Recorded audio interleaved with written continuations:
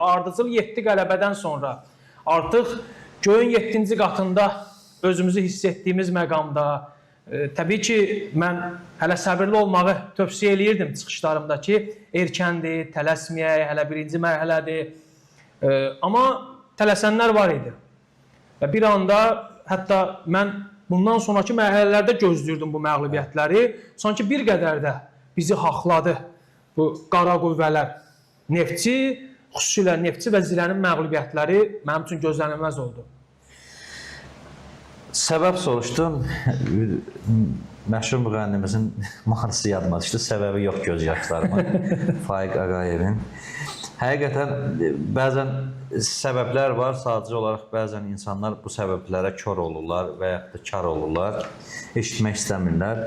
Bunun səbəbi odur ki, süni şəkildə keyfiyyəti qaldırdıq deyə bilmərik biz.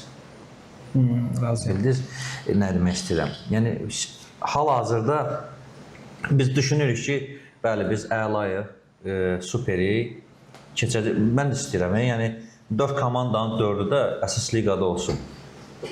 Təbii ki, bunu hər birimiz arzulayırıq. Amma bir reallıqlar var da. Bir güc var, bir çatacaq bir yer var.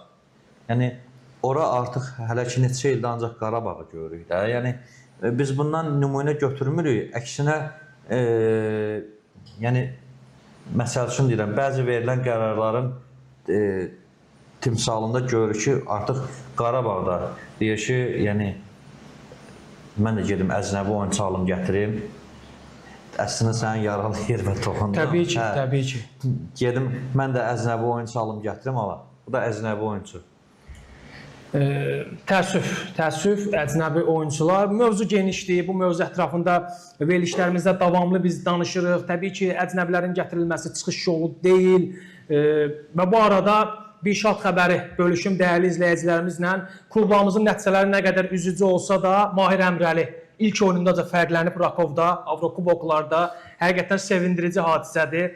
Ümumiyyətlə, bu qol münasibətlə həm Mahiri təbrik edirəm, belə debut münasibətlə təbrik edirəm və Mahirə təşəkkür edirəm ki, artıq neçə illərdir ölkəni tərk edib, bütün çətinliklərə baxmayaraq, maniyələrə baxmayaraq, Almaniyada karyerasını davam etdirdi, Xorvatiyada karyerasını davam etdirdi, Polşada, Türkiyədə israr edir, geri dönmək barədə düşünmür.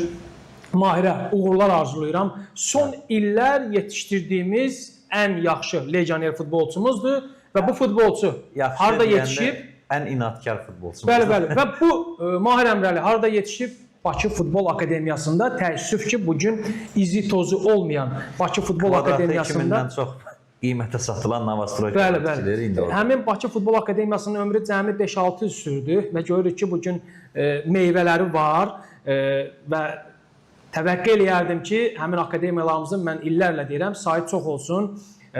Bakı, Qəbələ, 1-2 akademiya yetərli deyil. Ölkədə ən azı 10-12 akademiya olmalıdır və sabit olmalıdır. 15-20 il normal Avropa standartlarına uyğun peşəkar səviyyədə, peşəkar məhdçilər, peşəkar rəhbərliklə əgər akademiyalar qursaq, məncə Mahirdən 5 dəfə, 10 dəfə daha yaxşı, daha samballı futbolçuları biz Avropaya göndərə bilərik ki, bu Mahir nümunəsi buna ümid yeri qoyur, işıq yeri qoyur. Hoca, Araz Eynullah bir şərh yazıb bura. İlk öncə onu deyim ki, bayaq Mahirin qol vurmağı ilə bağlı Milana xanım deyir ki, mən yazı yazmışam. Onu qeyd eləməmsiniz, İncil bizdən onu qeyd eləmək. Yox, şərhlərə keçid eləyəcək təbii ki. Deyir, yəni mən yazmışam, tamam, təşəkkür edirik, çox sağ olun. Araz Eynullah var, o qardaşın sualına, sözünə bir fikir bildirmək istəyirəm. CSKA-da cəmi bir Balqar oynayırdı, deyir, Nicat bəy, nə əcəbsə. Yəni, birincisi CSKA mənə maraqlı deyil. İkincisi, siz CSKA-da oynayan Balqarın yox, Balqar futbolunu gör haradadır. Yəni, Balqar bugünkü gündə milli komandası, bəli, o Stoichkova nisbətdə çox zəif ola bilər, Berbatova nisbətdə. Ümumi Balqaristan futbolunu deymişdir. Amma siz bir dənə Balqar futbolçulara baxın, görün, harada oynayırlar. Yəni, Balqaristanda, əlbəttə Balqaristanda oynamayacaq. Xorvatiyada oynayır, İtaliyada oynayır, Avropada oynayır. Yəni, biz deyirəm ki, yəni birinci özümüzü düzəldək, sonra gedək. Bizim Əlbəttə Bolqarıstanda onlar özlərini düzəldib, öz məktəblərini yaradıb, öz oyunçularını yetişdiriblər.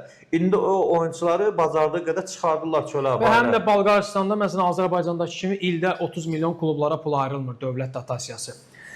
Bu məqamda var. Artıq şəhərlər çoxdur. Ümumiyyətlə hər zaman mən fikir verirəm. Ümumiyyətlə həm sözüm var da, həm digər verilişlərdə, ümumiyyətlə digər kanallarda belə o dövlət dotasiyasını tez-tez belə vurursan belə başa vuran kimi. Çünki elə bil ki, həqiqətən sözün yəni əsl mənasında elədi. Çünki elə bil ki, nətərdir? Bir məsəl var, deyir mən işləyirəm elə bil ki, bunlar yeyir. Bəli. Bu da dövlətin malıdır da, yəni xərcləri ki, dövlət futbol verir. Əlbəttə, yəni bunu dəyərləndirmək lazımdır. Bu verməkdən məqsəd var. Məqsəd əcnəbiləri ölkəyə daşımaq deyil.